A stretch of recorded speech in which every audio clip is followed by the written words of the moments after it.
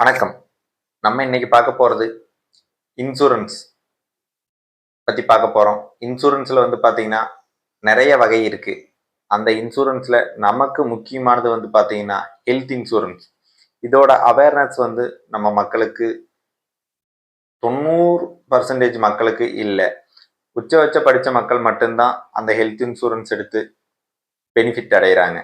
இந்த health insurance பத்தி நெறைய பேர் பேசுறாங்க. ஆனா, அதைய அலட்சியமா பொதுமக்கள் அதை எடுத்துக்கிறாங்க. இப்ப கவர்மெண்ட் இன்சூரன்ஸ் பாத்தீங்கன்னா நிறைய ஸ்கீம் அலௌன்ஸ் பண்ணியிருக்கிறாங்க. அதுல போய் நம்ம ஹாஸ்பிட்டல்ல கொடுத்தோம்னா இது ஹாஸ்பிட்டல் கவர்மெண்ட்ல இருந்து பணம் வர்றதில்ல அப்படின்னு சொல்லி அதை இக்னோர் பண்ண பாக்குறாங்க.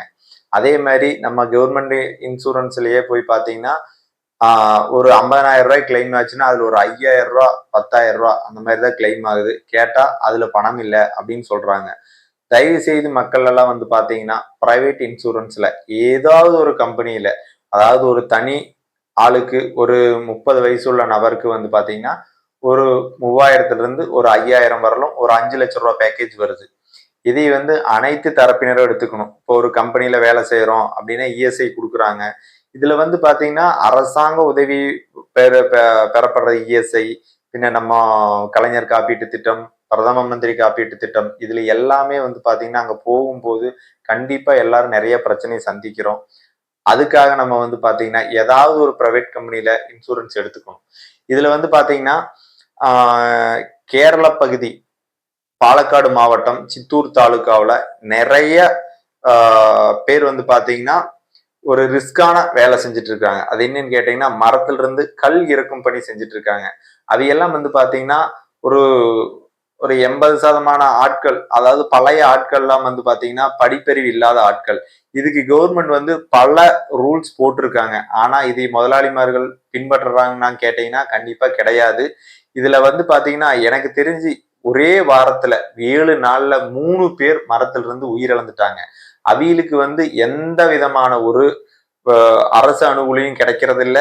ரெண்டாவது ஒரு இன்சூரன்ஸ் அவியலுக்கு கிடையாது. இதைய பாத்தீங்கன்னா பல அமைப்புகள் நடத்திட்டு இருக்காங்க. அவி ஏதாவது முன்னெடுத்து கொண்டு வராங்கன்னா அது மிகப்பெரிய கேள்விக்குறி. எந்த அமைப்பும் எந்த சமூக நல அமைப்பும் அதுக்கு உதவுறதில்லை. சொல்றாங்க ஆனா அது செய்யறது இல்லை. அது அமைப்புகளையும் நம்ம குறை சொல்லிட்டு காரியம் இல்லை. நம்ம மக்கள் ஒத்துழைக்கிறோமான்னு கேட்டா அதுவும் மிகப்பெரிய கேள்விக்குறி. நம்ம என்ன பண்றோம்னா அடுத்தவனை சார்ந்து தயவு செய்து இருக்க வேண்டாம். நம்ம முதலாளி பண்ணி தருவாரு, நம்ம ஒரு அரசியல் கட்சி அமைப்பு பண்ணி தரும், நம்ம ஒரு சமுதாய நல அமைப்பு பண்ணி தரோம்னு இருக்க வேண்டாம். வருஷத்துல ஒரு ரிஸ்க், இப்ப குடும்பத்திலேயே இருக்காங்கன்னா குடும்பத்துக்கு இன்சூரன்ஸ் போடலாம். குடும்பத்துக்கு இன்சூரன்ஸ் போடும்போது ஒரு 30 வயது உள்ள நபருக்கு 18,000 இருந்து ஒரு 15,000 சம்திங்ல வருது. நீங்க தயவு செய்து ரிஸ்க், அந்த மரமேறும் தொழிலாளர்கள் தயவு செய்து பாத்தீங்கன்னா ஒரு 3,000 இல்ல 5,000 10,000 அவிய வயசுக்கு தகுந்த மாதிரி இருக்கு. ஏதாவது ஒரு இன்சூரன்ஸ், எல்ஐசியோ, ஸ்டார் ஹெல்த் இன்சூரன்ஸோ, ரிலையன்ஸோ ஏதாவது நீங்க பண்ணணும்னு நம்ம பஞ்சாயத்து யூடியூப் சேனல் சார்பா கேட்டுக்கொள்கிறோம். நன்றி, வணக்கம்.